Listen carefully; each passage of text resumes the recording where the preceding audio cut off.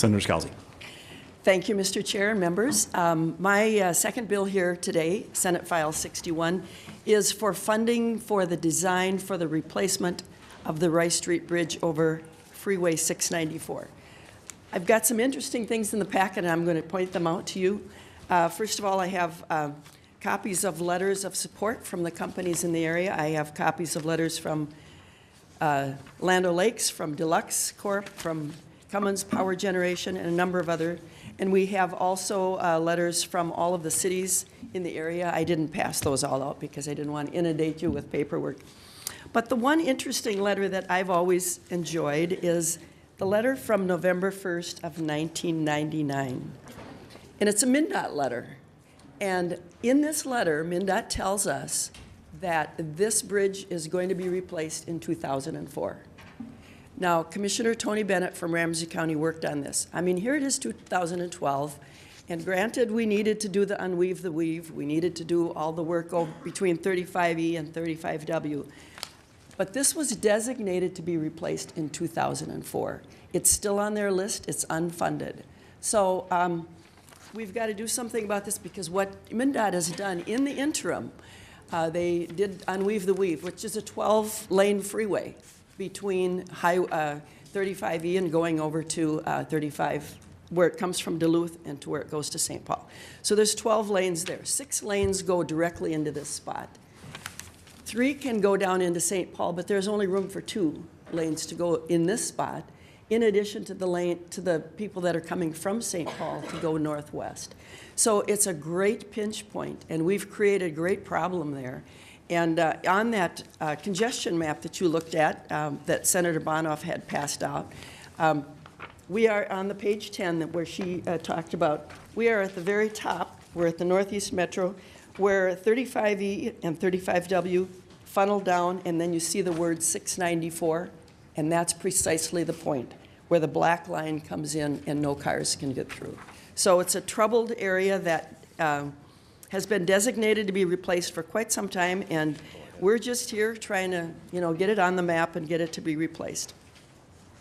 So here we have today, in addition to Commissioner Mary Jo McGuire and Ramsey County Public Works Director Jim Tolis, we have Shoreview Mayor Sandy Martin. So Sandy would like to say a few words. She's been the mayor of Shoreview for a number of years and knows the area very well. Welcome to the committee, Mayor. Thank you, Mr. Chair and members of the committee. I'm not a frequent visitor down to the Capitol, largely because Shoreview has become somewhat self-sufficient over the years. We get no state aid, and we've been forced into self-sufficiency, but we do need your help now on this really, really critical issue. And I will tell you, Senator Scalzi is a great historian, and you have to be a historian here to be able to remember back to 1998. I actually have been mayor of Shoreview for 16 years, and during that time, the Rice Street Bridge and the 694 improvements have been part of my agenda, I think, every single year. And in fact, in 2001, Shoreview initiated a task force made up of our neighboring communities, Little Canada, Vadnais Heights, and we worked on planning for that 694 interchange. We worked with MnDOT and Ramsey County, Metro Transit, and our neighboring cities.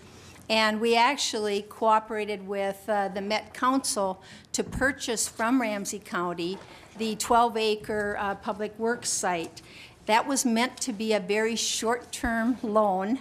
It was meant to prevent any unwarranted or unwanted development at that interchange prior to the time that the bridge would be replaced in 2004. So here we are, it's 2013. We need a new bridge at Rice Street. We really, really do. And we also need those improvements to 694. The great progress that we made with the Unweave the Weave project, a great help and beneficial to everyone. The work that's being done now west of Shoreview, Lexington and West, in replacing the 5 bridges, that's been very beneficial. But what it's done is it's helped everybody get there faster, but when they get to this 2-mile segment, they have total gridlock. And if you haven't seen it, you need to see it in the morning and the afternoon. Nobody moves, it just sits there. And it's not just a congestion issue, it is an issue for the businesses in the community. And in that little 2-mile segment, we have over 35,000 jobs just within a 2-mile segment. Last year, we added Cummins Power Generation with its 600 employees. They created their New World headquarters in Shoreview. We have Power Systems, Power Nuclear, we have TSI, we have now, believe it or not, we have a Trader Joe's at Lexington and 694 that was greatly sought after by our community. So this congestion is a real problem for our businesses and for our communities. And I just really ask for support. We've been very patient, I think, over the last 12 or 15 years. And some people would say that perhaps we've been too patient and waited for things to happen instead of coming down here and really pleading and begging. So that's what we're doing now, and we hope will be included in the transportation bill. Thank you. Thank you, Mayor. We'll accept shoes pounding on the table, too. That's all good.